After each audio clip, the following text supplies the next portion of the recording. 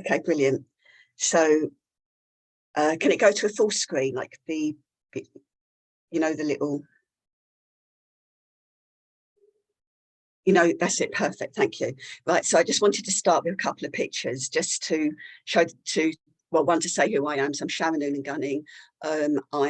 Today I'll be talking about the history of Right to Food London and providing some context. I am a registered dietitian. I've got a PhD in food policy, but in saying that, I'm very much a working class woman with a PhD.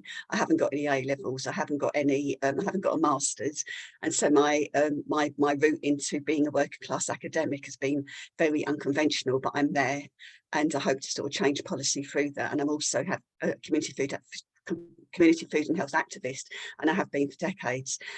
These pictures are sort of really bring together some of the work we've been doing during the year, both at, with Ian at 10 Downing Street in Parliament, where you can see pictures of Dee there. There's pictures of people from SE16, and also at bringing the banners onto numerous demonstrations that we've been on.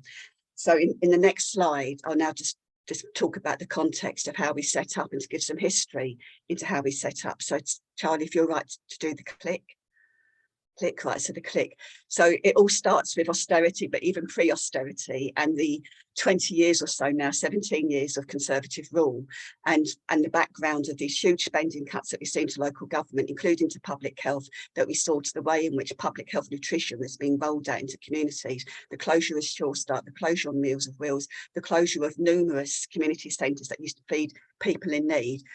We also saw that we've also seen the holding down of pay, and in effect pay cuts is obviously leading to the strikes today.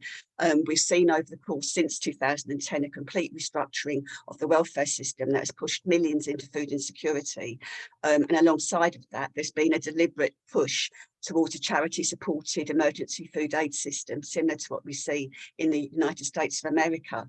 And obviously that has escalated during the COVID-19 pandemic, where we saw a massive increase in the charitisation of what is public health nutrition, a public health support system during COVID. And what we're seeing overall is that food aid is being used to undermine the welfare state and to replace paid food and nutrition workers with a food voluntariat. And that's why, for these reasons, first and foremost, we see the right to food as being a trade union issue.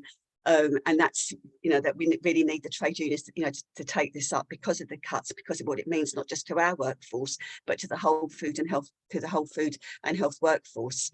The project was started through Food Inequalities Rebellion, which is a team of dietitians and food and nutrition workers, that following the impact of the cuts on our jobs, the privatisation and charitisation, and the effects that we saw within our work in the hospitals, in the care homes, where we saw that there is not the right to food, not in our communities, and not with people who are in hospitals, not within people who are in care homes. So the right to food is a massive issue. It extends across the whole public health and health systems.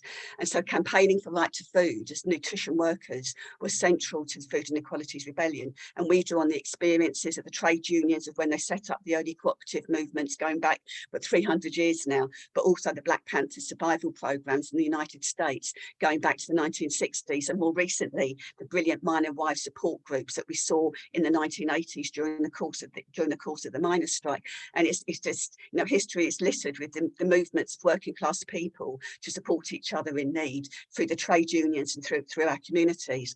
And so and the right to food itself has a long history, campaigning at the United Nations and with the NGOs in the UK. Next slide, please, Charlie. But so it's been campaigning since, around about the 1950s, the NGOs in the UK since around the 2000s, but we haven't got the right to food in the UK. So it's how can we achieve the right to food? And so in 2021, Food Inequalities Rebellion linked up with Ian Byrne on the basis of his 5 key demands. And most importantly, the most important difference between this campaign and all other campaigns for me was, and for the Food Inequalities, was the building of a mass grassroots campaign that was based on the unions and communities, including around the sports, the sports facilities, the sports of working class people, the football, and the other huge congregations of where working class people are. And that was obviously through fan supporting food banks. At the same time, we connected with Dee and with the Brent Right to Food. In July 21, Right to Food and SE16, which is Barry Duckett and his team, we met up with Ian Byrne, and we brought Ian Byrne and the fan supporting mobile food pantry, the big lorry, down the M1, who joined the SE16 Right to Food at the Rotherhithe Festival. At the Rotherhithe Festival, and that's just some photographs there that show you the Rotherhithe Festival. That's Barry Duckett's estate there, and that's the sort of the lorries that came down the M1 with the team and with food down into Rotherhithe. And in October 21, we launched the Right to Food with the resources and the network of the Food Inequalities Rebellion. Next slides, Charlie, please. Thank you.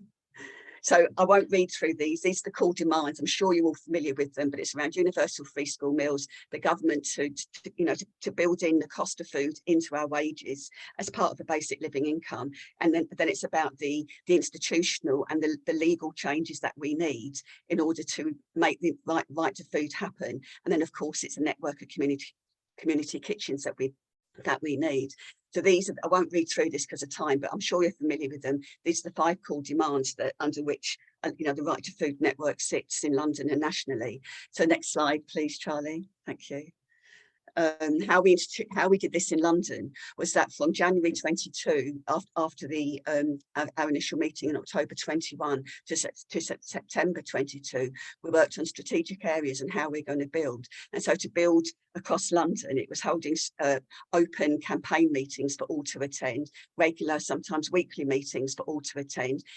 Underpinning all that we do is that we've got no respect in communities if we don't provide food within communities. And so it's about how do we provide food as well. So many of our groups are involved in organising food to people in need.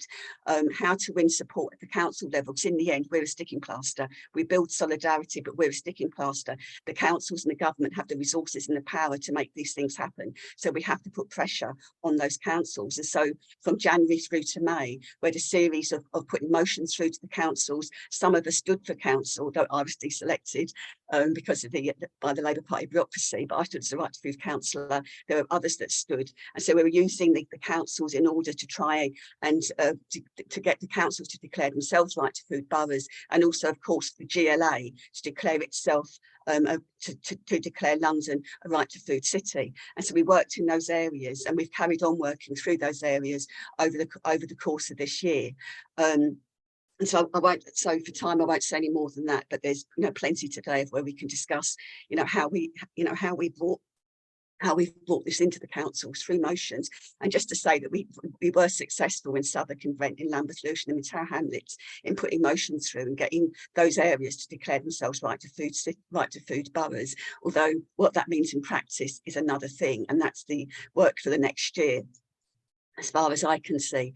So if we can move on, please, Charlie, to the next slide.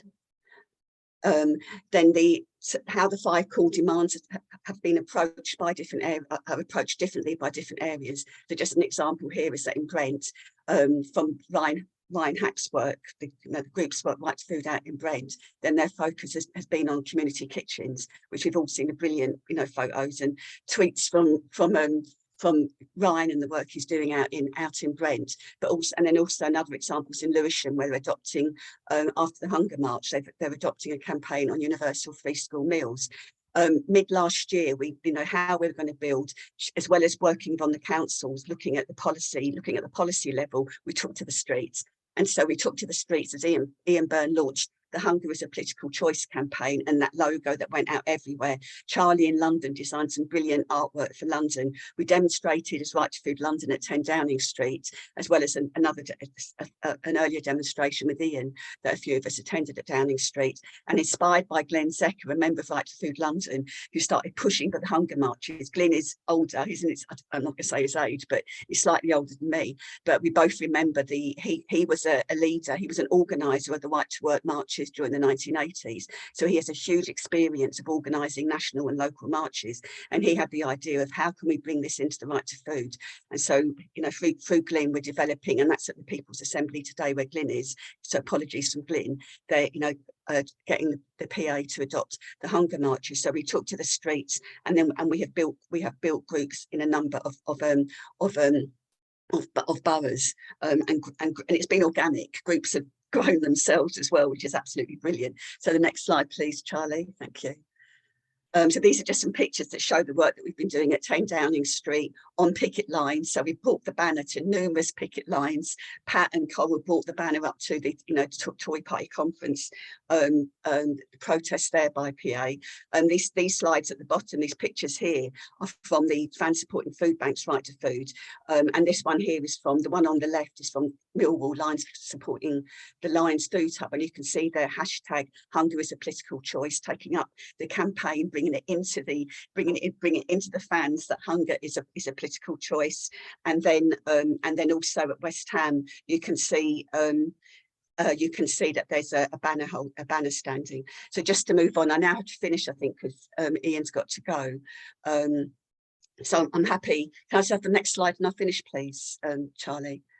Yeah, so just moving forward to the future. I mean, I can leave this for now and we can look at these slides, but I think I will just pass over to Ian now for time, and he will obviously talk about the future as well, and we can maybe come back to this later. So I'll just pass over to Ian. Thank you.